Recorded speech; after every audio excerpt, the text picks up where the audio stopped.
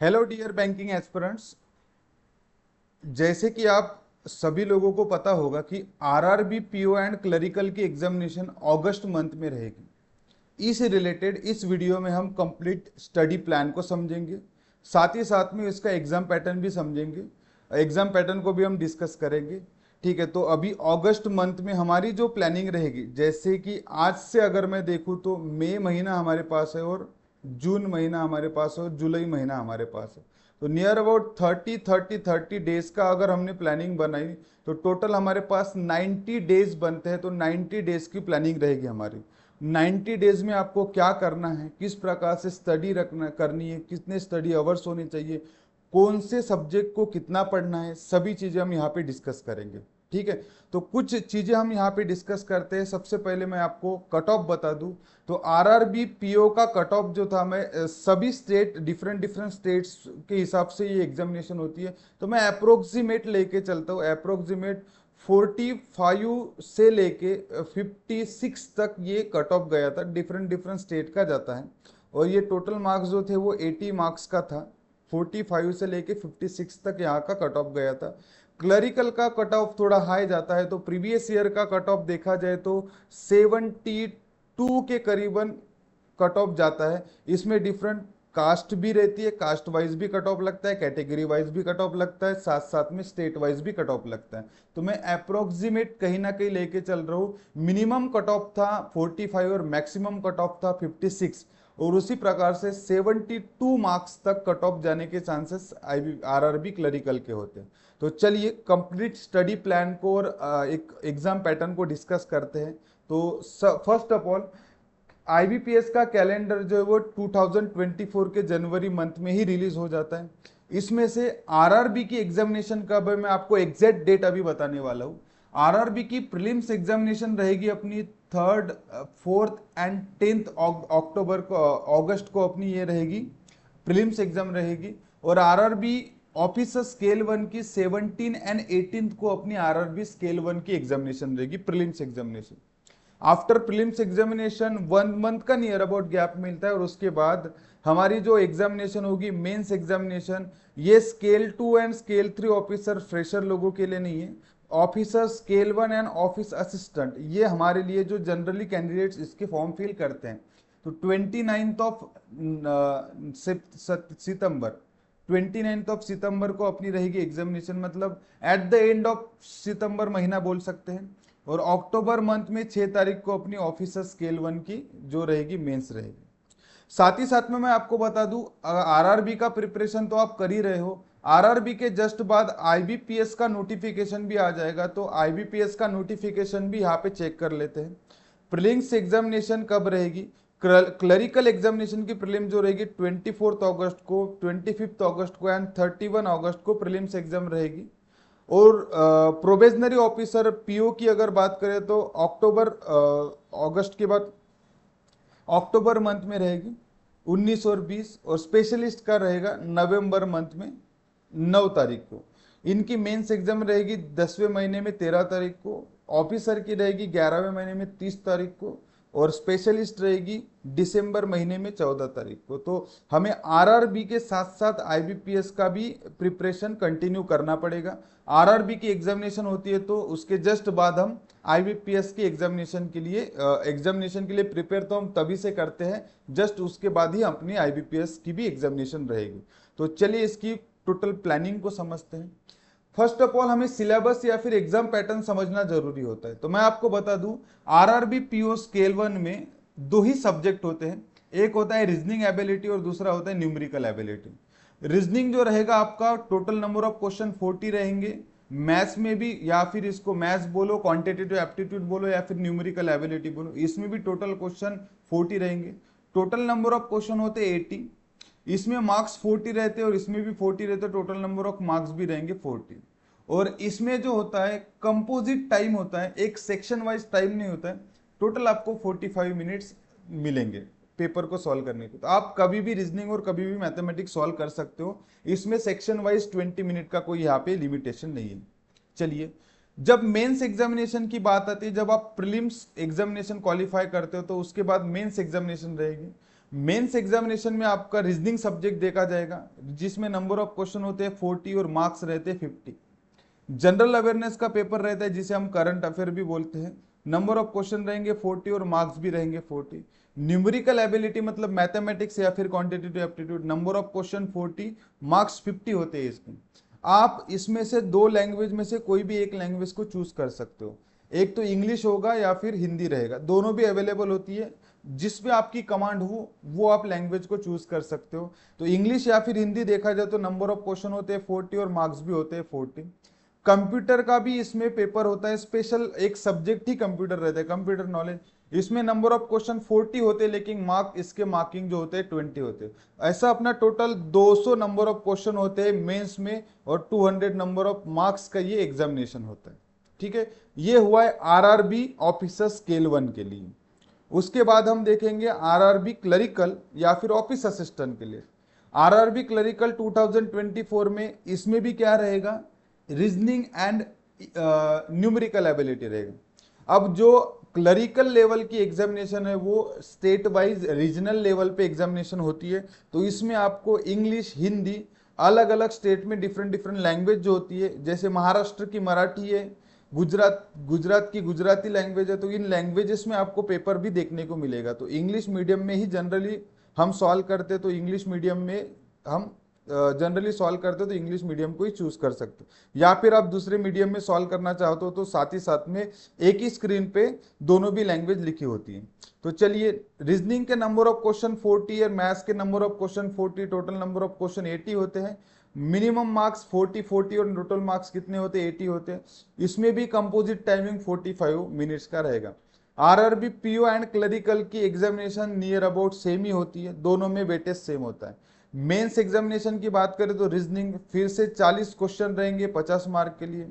General awareness 40 question रहेंगे 40 marks के लिए। न्यूमेरिकल एबिलिटी 40 क्वेश्चन रहेंगे 50 मार्क्स के लिए। इंग्लिश या फिर हिंदी लैंग्वेज में से कोई भी एक लैंग्वेज को आप चूज कर सकते हो, number of question 40, total marks 40 रहेंगे। उसके बाद कंप्यूटर नॉलेज के 40 क्वेश्चन रहेंगे और 20 मार्क्स रहेंगे। तो ये टोटल 200 मार्क्स की होती है, और 200 नंबर ऑफ क्वेश्चन भी होते हैं और 200 मार्क्स भी होते हैं। तो ये होता है दोस्तों एग्जाम पैटर्न। ठीक है, उसके बाद हम प्लानिंग को समझते हैं, हमारी प्लानिंग कैसे होनी चाहिए। अब हम प्लानिंग बनाते हैं, टोटल अगर हम काउंट करें तो नियर अबाउट हमारे पास 90 डेज है। 90 डेज, क्योंकि अगर हमने अप्रैल एंड होते आ रहा है, मई, जून एंड जुलाई, अगर ये 3 मंथ्स अगर हम काउंट करते तो टोटल हमारे पास 90 डेज है। ठीक है, 90 डेज में हमें इसको प्रॉपरली हमें अरेंज करना होगा, हमारे पैटर्न, हमारे सिलेबस को। कितने सब्जेक्ट होते हैं इसमें, तो जनरली प्रीलिम्स को टारगेट करना ही हमारा मेन इंटेंशन नहीं होता है, हमें टारगेट करना चाहिए मेंस एग्जामिनेशन को। तो अभी से हम 90 डेज जो भी बचे हैं, यहाँ पे हम prelims as well as mains की भी प्रिपरेशन करेंगे। तो फर्स्ट ऑफ ऑल चलते हैं इंग्लिश लैंग्वेज पे।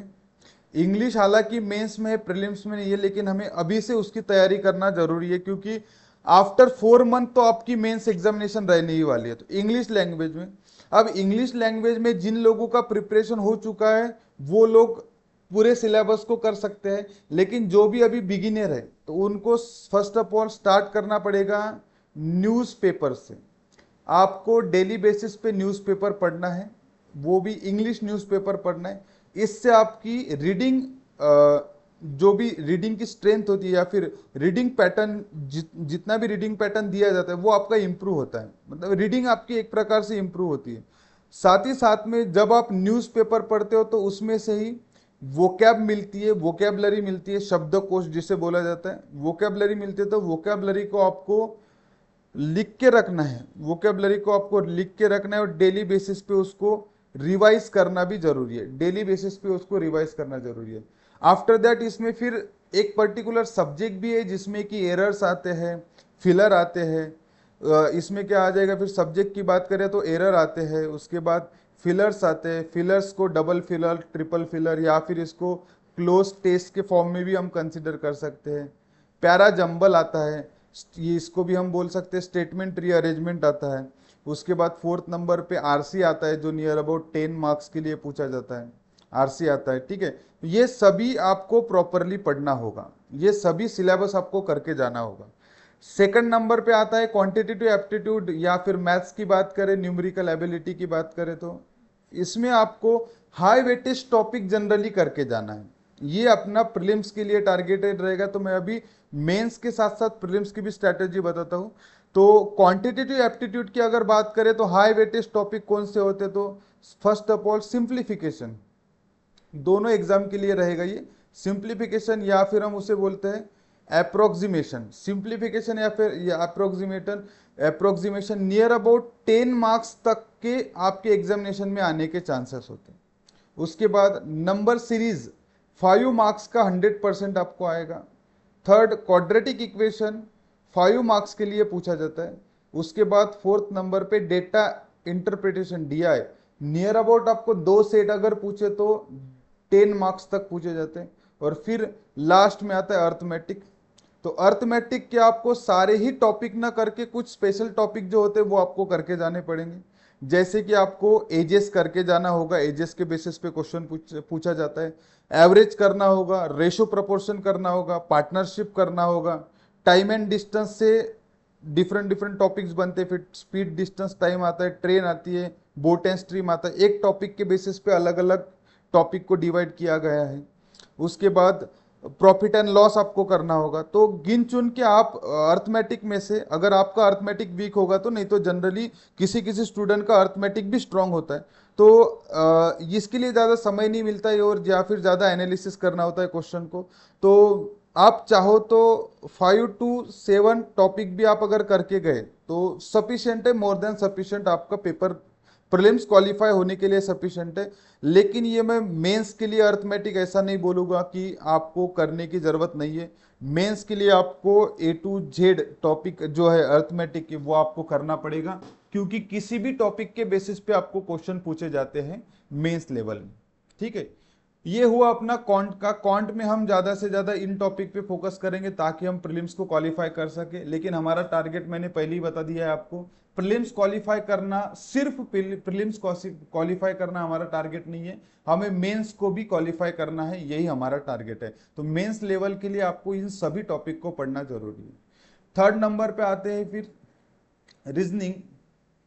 अब रीजनिंग का जो अगर बात करें तो रीजनिंग में मिसलिनियस टॉपिक है, जैसे इनइक्वालिटी हुआ, alpha numeric series, coding decoding, syllogism, distance and direction, blood relation, order and ranking. तो near about 6 to 7 miscellaneous topic हमें देखने को मिलते, तो इसका भी ज्यादा ही वेटेज होता है, ठीक है। अगर हम बात करें 40 मार्क्स का, तो 40 मार्क्स में से नियर अबाउट 15 to 20 मार्क्स का हमें क्या पूछा जाएगा, मिसलिनियस चीजें पूछी जा सकती है 40 मार्क्स में।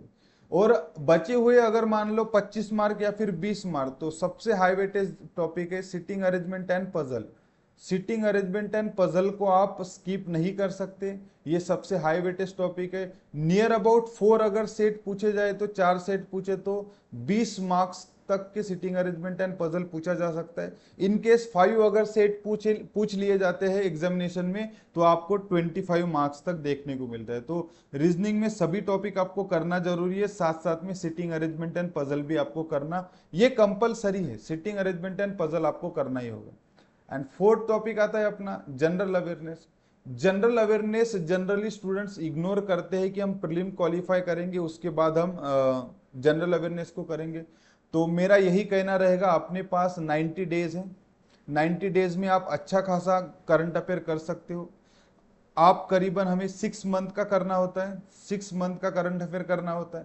तो हम नियर अबाउट 3 to 4 मंथ का अच्छे से करंट अफेयर अभी हम 90 डेज में करके रख सकते हैं, ठीक है। तो करंट अफेयर किस प्रकार से प्रिपेयर करना है, इसके लिए स्पेशली वीडियो भी है, आप इस प्लेलिस्ट में जाके स्पेशली वीडियो भी देख सकते हो कि आपको करंट अफेयर कहाँ से पढ़ना है और किस प्रकार से पढ़ना है। करंट अफेयर आपको करना जरूरी है। फिर आता है computer awareness. Computer awareness 20 marks के लिए पूछा जाता है। तो कंप्यूटर आपको डेली बेसिस पे आपको अभी रीड करना जरूरी है, रीड करना जरूरी है, उसकी नोट्स मेकिंग जरूरी है आपके लिए, ठीक है। तो आप अगर 90 डेज का अगर हमारे पास समय है और डेली बेसिस पे आप 1 चैप्टर भी कंप्लीट करते हो, डेली बेसिस पे आप एक चैप्टर भी इसका कंप्लीट करते हो, तो नियर अबाउट आपका 1 मंथ में टोटल इसका सिलेबस कंप्यूटर का कंप्लीट हो सकता है। और कंप्यूटर को सिलेबस पढ़ने के बाद ज़्यादा से ज़्यादा हमें प्रैक्टिस करना है, क्विज क्विज प्रैक्टिस करके हम इसमें जो भी जितने भी नंबर ऑफ मार्क्स है उसमें से मैक्सिमम मार्क्स हम ले सकते हैं क्विज के बेसिस पे भी। लेकिन क्विज डायरेक्ट आप नहीं दे सकते, सबसे पहले आपको रीड करना जरूरी है, ठीक है। तो ये सभी सब्जेक्ट है हमारे RRB PO and RRB clerical के लिए। लेकिन देखिए, अगर आप फ्रेशर हो, जिन लोगों का प्रिपरेशन हो चुका है उनके लिए तो ठीक है, वो खुद प्रिपेयर कर सकते हैं। लेकिन जिन लोगों का प्रिपरेशन नहीं हुआ है या फिर वो अभी 2024 के लिए टारगेट करना चाहते हैं, जिनका ग्रेजुएशन अभी कंप्लीट हुआ है, तो हम उनके लिए एक कंप्लीट बैच प्रोवाइड करते हैं जिसमें प्रीलिम्स, मेंस एंड इंटरव्यू, ये तीनों भी चीजें इसमें इंक्लूड होती है, ठीक है। ये टोटल बैच तो वैसे होती है 1 ईयर की बैच होती है टोटल, इसको मतलब बैच कंप्लीट करने के लिए टोटल 1 ईयर लगता है। लेकिन फिर भी हमारे पास अगर 90 डेज बचे हैं, 90 डेज बचे हैं, तो इन 90 डेज में हम किस प्रकार से प्रीलिम्स क्वालिफाई करें, इसके लिए हम ज्यादा से ज्यादा फोकस करेंगे और हम प्रीलिम्स आपको क्वालिफाई करा के देंगे। इस प्रकार की हम यहाँ पे स्ट्रैटेजी बनाएंगे, यहाँ पे प्लानिंग बनाएंगे, ठीक है। तो आपको अगर ऑफलाइन बैच अगर ज्वाइन करना है, जनरली ऑफलाइन बैच के लिए स्टूडेंट प्रेफर करते हैं, क्योंकि ऑफलाइन बैच में एक टीचर के साथ इंटरेक्शन होता है। कोई भी क्वेश्चन अगर आपके मन में डाउट है तो आप उसी समय में पूछ सकते हो, और ऑफलाइन बैच में प्रैक्टिस भी ज्यादा करा के ली जाती है। तो जनरली क्या होता है, ऑफलाइन ऑफलाइन बैचेस में, ऑफलाइन बैच का एक फायदा होता है कि आपकी यहाँ पे क्लास में बैठ के ही आपकी जनरली प्रैक्टिस कराई जाती है। तो वो मॉक टेस्ट या फिर प्रैक्टिस टेस्ट जो होती है, वो एक टीचर के सामने या फिर किसी मेंटोर के सामने हम कंडक्ट कराते हैं। तो वहां से आपको अगर मॉक में भी कोई भी डाउट आता है तो आप वही के वही किसी भी फैकल्टीज को पूछ सकते हो, ठीक है। तो प्रीलिम्स, मेंस एंड इंटरव्यू तक के हम गाइडेंस करेंगे। अपनी टोटल 1 ईयर की बैच रहेगी, जिसमें कि 6 to 8 मंथ्स हमारे टीचिंग के लिए लगते हैं, 6 to 8 मंथ्स हमारे टीचिंग के लिए लगते हैं। और बाकी बचे हुए 4 to 5 मंथ्स जो है वो 1 ईयर कंप्लीट होने के लिए, 4 to 5 मंथ्स टोटली हम टेस्ट सीरीज चलाते हैं, ठीक है। यहाँ पे टोटली टेस्ट सीरीज रहेंगी। टेस्ट सीरीज में आपके प्रीलिम्स के पेपर रहेंगे, उसके साथ मेंस के पेपर रहेंगे, और इन्हीं पेपर चालू जब रहेंगे टेस्ट सीरीज, तभी हम मेंस लेवल के हाई वेटेज कंटेंट को भी हम यहाँ पे स्टूडेंट्स को प्रोवाइड करते हैं। एक्चुअली में मेंस लेवल का कंटेंट तो जब टीचिंग चालू रहता है 6 मंथ में ही हो जाता है, लेकिन उसके बावजूद भी जब आपकी मेंस के एग्जामिनेशन रहते हैं तो उस समय स्टूडेंट को एक हेल्प हो, इसलिए फिर भी मेंस के क्लासेस हम कंडक्ट कराते हैं। तो यहाँ पे अच्छे हाई लेवल के क्वेश्चन हम यहाँ पे मतलब स्टूडेंट्स को हम क्या करते हैं, एक अच्छा खासा प्रिपरेशन करा के देते हैं, ठीक है। तो चलिए मैं आपको बैचेस के बारे में बता देता हूँ। बैच जो हमारे 2 बैचेस स्टार्ट हो रही है, 29 अप्रैल 2024 से हमारी बैच स्टार्ट हो रही है। हमारी 2 बैचेस स्टार्ट हो रही है, 2 बैचेस का टाइमिंग रहेगा। एक मॉर्निंग टाइम में हो रही है, मॉर्निंग 7:30 to 11 यहाँ तक इसका टाइम रहेगा। और एक बैच रहेगी इवनिंग की बैच रहेगी हमारी 5 to 8, इवनिंग 5 to 8 ऐसी बैच रहेगी, और मॉर्निंग 7:30 to 11 ये बैच रहेगी। दोनों भी बैचेस 29 अप्रैल को स्टार्ट हो रही है। तो जिन लोगों का भी ग्रेजुएशन कंप्लीट हुआ है और फ्यूचर आप देखना चाहते हो बैंकिंग एग्जामिनेशन के लिए, अगर आप करियर बनाना चाहते हो बैंकिंग एग्जामिनेशन में, एसएससी एग्जामिनेशन में, रेलवे एग्जामिनेशन में, या फिर कोई स्टूडेंट आगे जाके आफ्टर ग्रेजुएशन एमबीए सीईटी देना चाहता है, पोस्ट ग्रेजुएशन करना चाहता है, एमबीए करना चाहता है, उसके लिए भी स्पेशल बैच यहाँ पे होती है। तो आप बैंकिंग के लिए स्पेशल बैच होती है, एसएससी के लिए स्पेशल बैच होती है, और रेलवे के लिए स्पेशल बैच होती है। तो आप तीनों में से किसी में भी आप अगर करियर करना चाहते हो तो आप करियर कैंपस में आइए। कहाँ पे आना होगा आपको, बांडे प्लॉट स्क्वायर, नंदनवन, नागपुर। यहाँ पे हमारी ऑफलाइन बैचेस चलती है, यहाँ पे हमारा सेंटर है करियर कैंपस। आपको अगर और इंक्वायरी लेनी है तो इंक्वायरी करने के लिए आप 7219201010 या फिर 9156840848 इस कांटेक्ट नंबर पे कांटेक्ट कर सकते हो। बैचेस के लिए आपको देखिए 3 डेज का फ्री डेमो होता है, 3 डेज का फ्री डेमो होता है। इस फ्री डेमो में आप टीचिंग देख सकते हो। उस टीचिंग देखने के बाद आपको एडमिशन के लिए प्रोसीड करना होगा। तो फिर एक बार ध्यान दीजिए, 29 अप्रैल 2024 से अपनी बैच स्टार्ट हो रही है। बैचेस दोनों भी समय में रहेगी, कन्वीनियंट जिसको जो समय में होता है उस समय में आप बैच कर सकते हो अटेंड। 7:30 to 11 मॉर्निंग की बैच रहेगी, इवनिंग की बैच रहेगी 5 to 8। ठीक है, तो और ये अपने कॉन्टैक्ट नंबर है और ये हमारा एड्रेस है। आप इस एड्रेस पे आके विजिट भी कर सकते हो और इस कॉन्टैक्ट नंबर पे कॉन्टैक्ट करके कुछ इन्फॉर्मेशन भी ले सकते हो। ठीक है, तो जो भी हमारे आरआरबी की प्लानिंग है तो आप जुड़िए। 1 ईयर की बैच है, 1 ईयर की बैच में हम आरआरबी रिलेटेड या फिर आईबीपीएस पीओ रिलेटेड ही प्रॉपर स्टडी करेंगे और जल्दी से जल्दी प्रीलिम्स आपकी कैसे क्वालिफाई हो सके और उसके बाद मेंस की किस प्रकार से प्लानिंग बनाना पड़ेगा हमें, वो सभी हम यहाँ पे डिस्कस करेंगे। तो आरआरबी पीओ या फिर अपना 2024 का जो भी आपका गवर्नमेंट का सपना है, मुझे गवर्नमेंट जॉब चाहिए, तो आप जुड़ के ये सपने को साकार कर सकते हो। ठीक है, चलिए आज यहीं पे एंड करते हैं, बाकी फिर कुछ वीडियो सीरीज के थ्रू हम आपसे मिलते रहेंगे। ठीक है, थैंक यू सो मच।